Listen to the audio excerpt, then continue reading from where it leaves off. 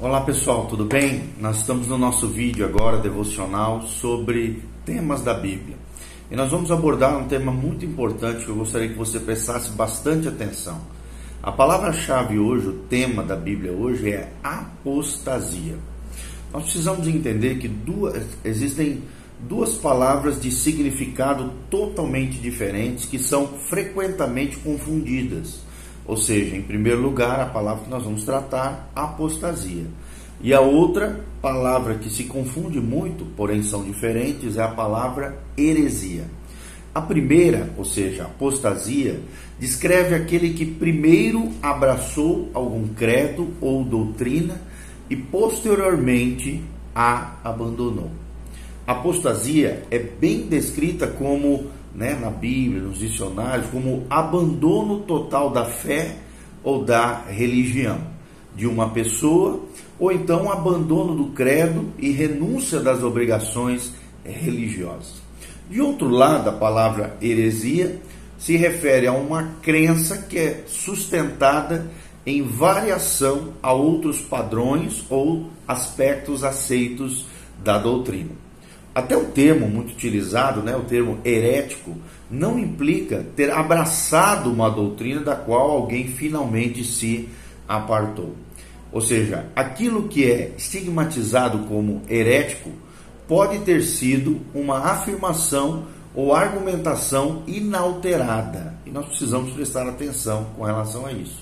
A história da igreja, em seu tratamento dos heréticos, infelizmente, ao longo da história, nós vemos uma história deplorável, muitos deles injustiçados, pessoas maltratadas, pessoas mortas injustamente.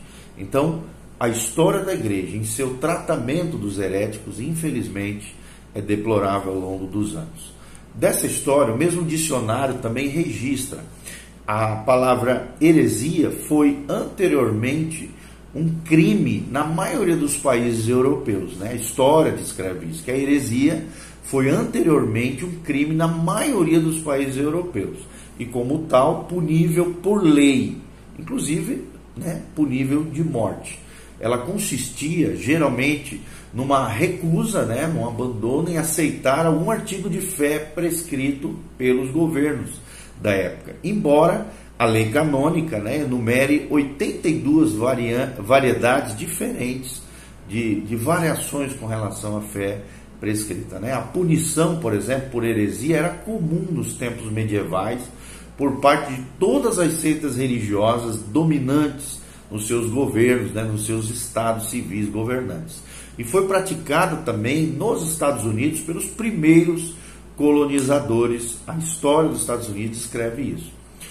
Por exemplo, o escrito chamado de herético camburento, pela qual os hereges podiam ser queimados vivos, eram queimados em tochas acesas vivas, foi elaborado, por exemplo, originalmente contra os lollardos, que eram considerados heréticos a partir de 1401. E foi depois, graças a Deus, repelido pelo rei Charles II na Inglaterra. Esses diversos atos de tolerância, aqui promulgados por Charles II, impediram punições civis por heresia logo após o rei Charles decretar essa tolerância religiosa. Essas penalidades eclesiásticas estão ainda em vigor contra os membros heréticos, tanto entre igrejas protestantes quanto em igrejas católicas. Nós vemos claramente essa questão da caça às bruxas, de penalidades eclesiásticas contra membros heréticos, tanto de igrejas protestantes quanto de igrejas católicas, até os dias atuais. Então, nada poderia ser mais estranho do que a perseguição baseada numa suposição de que a crença a respeito da doutrina é alguma coisa sujeita ao controle da vontade do indivíduo. Ou seja, uma mente esclarecida pode mudar a atitude de algum herege, é claro, através da influência, mas nada poderia ser lucrativo, como nós vemos ao longo da história. Esse fato chega muito longe no campo, por exemplo, do esforço prático em favor dos salvos, de que eles podem ser mais espirituais e dos não salvos de que podem vir a um conhecimento salvador de Cristo. Ou seja, mestres de doutrina e evangelistas fariam bem em analisar os seus métodos e apelos para que esses possam ser feitos em conformidade com o fato inalterado a respeito da capacidade ou incapacidade da mente humana. Que cada verdade da Escritura é uma revelação de Deus significa mais do que o fato de que Deus tornou cada uma delas registradas como Escritura. Ou seja, ela alcança o indivíduo, a quem ela deve vir como uma descoberta pessoal para a nossa mente pelo poder do Espírito Santo. Ou seja, quem revela, quem tira o véu para que possamos compreender as Escrituras é o próprio Espírito Santo. É Ele quem nos revela, tira o véu, pelo seu poder. O Espírito Santo nos faz termos essas descobertas pessoais ao longo da leitura das Escrituras Sagradas. Ou seja, deve ser uma intuição profunda a respeito da verdade dada por Deus, a qual a mente, sem auxílio, ou seja, humano, por causa das limitações inerentes, não poderia alcançar por simples intuição humana, mas sim por uma iluminação do Espírito Santo. Ok? Então, com relação ao progresso que os salvos podem fazer no conhecimento dessa verdade de Deus, é muito bom duas passagens das Sagradas Escrituras que nós vamos ler agora com você. A primeira dela está aqui, é João 16, de 12 a 15. Nós vamos procurar então João 16, de 12 a 15. Tá bom? A Bíblia diz assim: ainda tenho muito que vos dizer, Jesus falando aos seus discípulos, mas vós não o podeis suportar agora. Mas quando vier aquele Espírito de verdade, ou seja, o Espírito Santo, ele vos guiará em toda a verdade, porque não falará de si mesmo, mas dirá tudo o que tiver ouvido, e vos anunciará o que há de vir. Ele, ou seja, o Espírito Santo, me glorificará, diz a palavra de Deus, porque há de receber do que é meu, Jesus dizendo aqui, e vou-lo há de anunciar. Tudo quanto o Pai tem é meu, disse Jesus. Por isso vos disse que há de receber do que é meu e vou-lo há de anunciar. Um pouco e não me vereis mais, disse Cristo, e outra vez um pouco e ver-me-eis, porquanto vou para o Pai. Então nós vemos aqui que essa revelação das próprias palavras de Jesus, através dos evangelhos, através das Escrituras, quem dá é esse Espírito da verdade, versículo 13 aqui de João capítulo 16. É Ele quem nos guia a toda a verdade. E Ele não falará de si mesmo, mas sim aquilo que Cristo tem falado acerca do próprio Pai, e glorificará o próprio Filho através de nós. Amém? Então, é tremendo, nós lemos isso e compreendemos isso. A experiência, por exemplo, já da apostasia, é para a mente humana um dos grandes mistérios, os mistérios humanos. Na verdade, porque deveria o mal ser sempre encontrado no seu universo, que no princípio foi tão livre quanto o seu Criador? É a pergunta que nós fazemos. E a resposta é sem hesitação. As Sagradas Escrituras registram vários tipos de apostasias, dentre elas aquela que nós vamos enumerar agora. Primeira das apostasias, é a apostasia dos anjos, a apostasia dos anjos. A Bíblia revela, dos anjos caídos, Satanás e seus demônios, é dito que eles não guardaram o seu estado original. Em Judas 6, versículo 6, Judas só tem um capítulo, Judas 6, a palavra de Deus fala sobre isso. E de Satanás é dito que ele não permanece na verdade, lá em João capítulo 8, 44. Também a Bíblia diz que nele, ou seja, em Satanás, foi achada a iniquidade.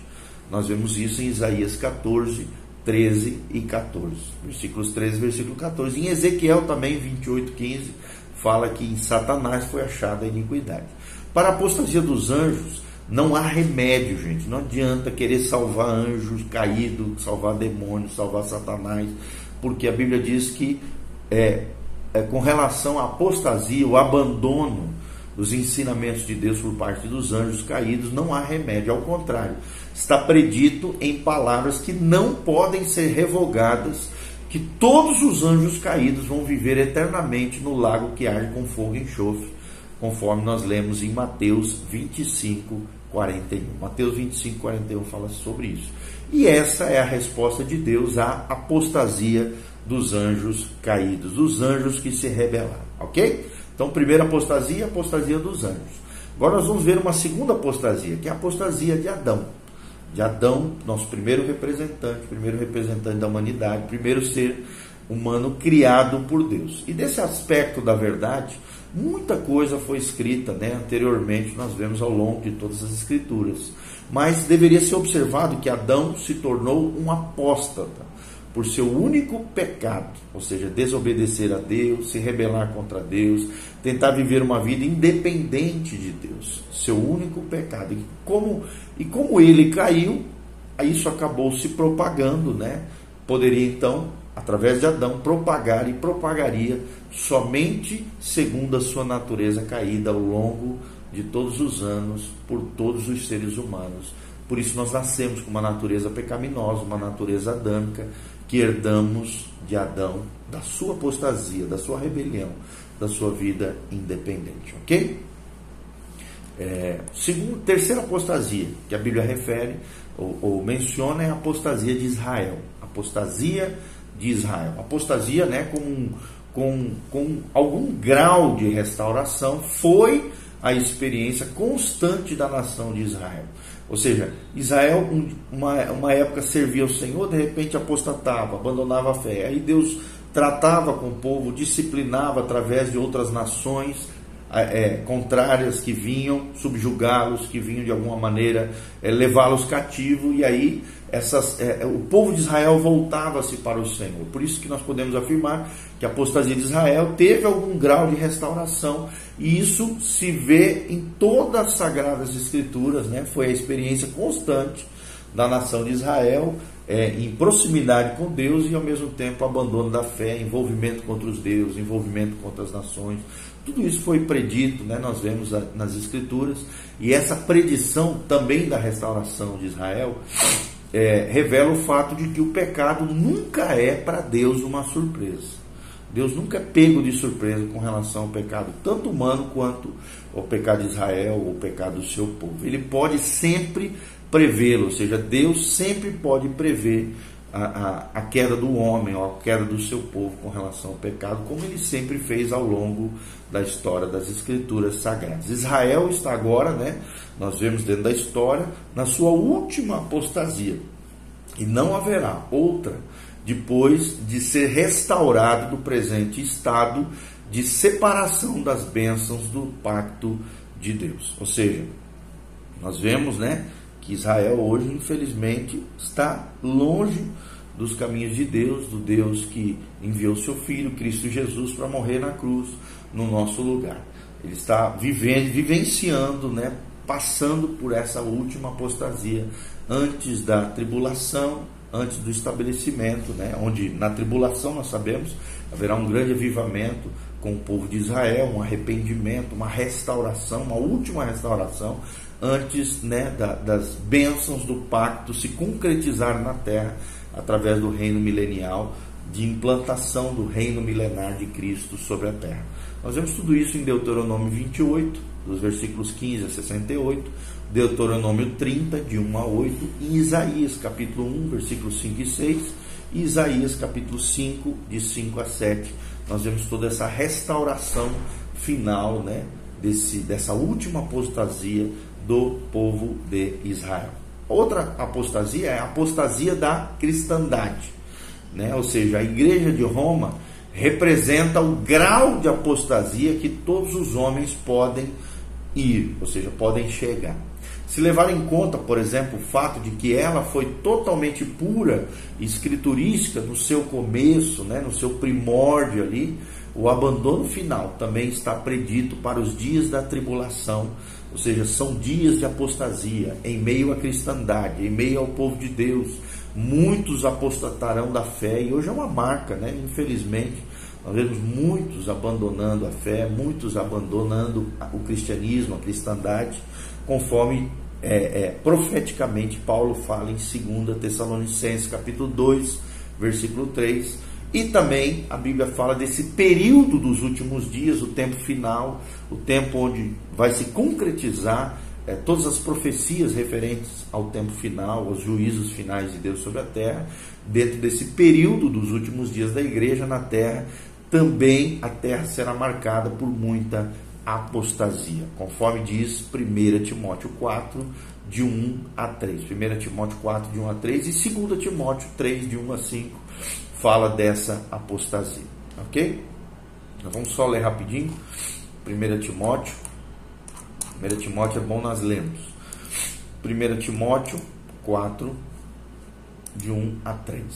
A Bíblia diz assim: mas o Espírito, aqui o Espírito Santo, expressamente diz que nos últimos tempos apostatarão alguns da fé, dando ouvidos a espíritos enganadores e a doutrinas de demônios. É o que nós vemos hoje, por todos os lados. Versículo 2: pela hipocrisia de homens que falam mentiras, tendo cauterizada a sua própria consciência, proibindo casamentos, ordenando a abstinência de alimentos que Deus criou para os fiéis e para os que conhecem a verdade, a fim de usarem deles com ações de graça. Então nós vemos claramente esses apóstatas da fé, dando ouvidos, muitos deles, a espíritos enganadores e a doutrinas de demônios, trazendo para si, correndo atrás de mestres segundo o seu coração, conforme diz as Sagradas Escrituras, né? Voltando aqui para aquilo que nós estamos falando, além dessa apostasia da cristandade, além da apostasia de Israel, além da apostasia de Adão, nosso primeiro representante, o representante da humanidade, nós vimos também a apostasia dos anjos, conforme relatado em Mateus 25, 1. Alguns também têm declarado que não há esperança para um apóstata, né? Ao longo da história da igreja, muito se propagou essa ideia de que não existe uma esperança para o apóstata, ou seja, aquele que abandonou a fé bíblica. Tal declaração não leva em conta o poder e a graça de Deus, por isso é um equívoco. Obviamente, alguns apóstatas, como os que são mencionados no Novo Testamento, e os que viveram em todas as gerações da história da igreja, nunca foram restaurados. Alguns deles realmente abandonaram a fé e não voltaram mais para o aprisco do Senhor. Mas isto não quer dizer que eles, ou seja, seres humanos que por acaso venham apostatar a fé, não possam ser restaurados por Deus. Sim, podem ser restaurados, se no período da sua vida, enquanto há vida, sim há esperança. Nós temos claro que um herege que tem sustentado ideias heréticas desde o começo da sua vida madura pode sim ser instruído, trazido de volta, restaurado e assim ser conduzido à verdade de Deus através da operação do Espírito Santo e através também de homens e mulheres graciosos, maduros, espirituais, que vão trazer de volta aquele coração que estava se apostatando, abandonando a fé bíblica, a fé cristã. Sim, tá bom? É possível sim restaurar, conduzir novamente a verdade aqueles que viveram uma vida posta longe do Senhor. Aqueles, né, em erro, estão sempre sujeitos à correção em amor, tá? Sim, é possível. A Bíblia diz isso em Gálatas 6, versículo 1, 2 e 3, ele é muito claro sobre isso. Aqueles que estão em erro estão sempre sim sujeitos à correção em amor. A Bíblia é clara sobre isso. Então, assim, a incredulidade sim pode ser vencida por uma revelação da verdade. Lembrando sim que quem revela a verdade de Deus é as Sagradas Escrituras, é a palavra de Deus, na pessoa bendita do nosso Senhor e Salvador. Por isso, tome cuidado, não abandone a sua fé, não seja nem herético e nem apóstata. Não agarre ensinamentos equivocados, como nós lemos aqui e mencionamos, muito menos seja um apóstata, aquele que abandone completamente a fé. E eu oro por você que está longe de Deus, você que está talvez num caminho de apostasia, trilhando caminhos de heresias, de equívocos terríveis na sua vida, no seu coração, talvez ferido com a igreja, longe dos caminhos do Senhor, venha de volta à casa do Pai. Jesus pode te restaurar, há esperança para você. Se você se arrepender, aonde há um coração penitente, um coração que se quebranta, um coração que busca o Senhor, um coração quebrantado, a Bíblia diz que Deus jamais desprezará, Deus jamais vai abandonar, lançar fora aquele que se quebranta, aquele que se humilha, aquele que se corrige, aquele que conserta a sua vida diante de Deus. Por isso, se arrependa, volte-se para Jesus. Jesus te ama, há esperança enquanto há vida. Deus pode salvar você, restaurar você plenamente e mudar a sua história. Louvado seja o nome do Senhor. Agradecemos a Deus por essa oportunidade, ok? Dê um joinha aí, continue conosco, siga o nosso canal, divulgue com outras pessoas, que a graça e a bênção do Senhor esteja sobre você, sobre a tua casa, sobre a tua família. Louvado seja Deus. Amém.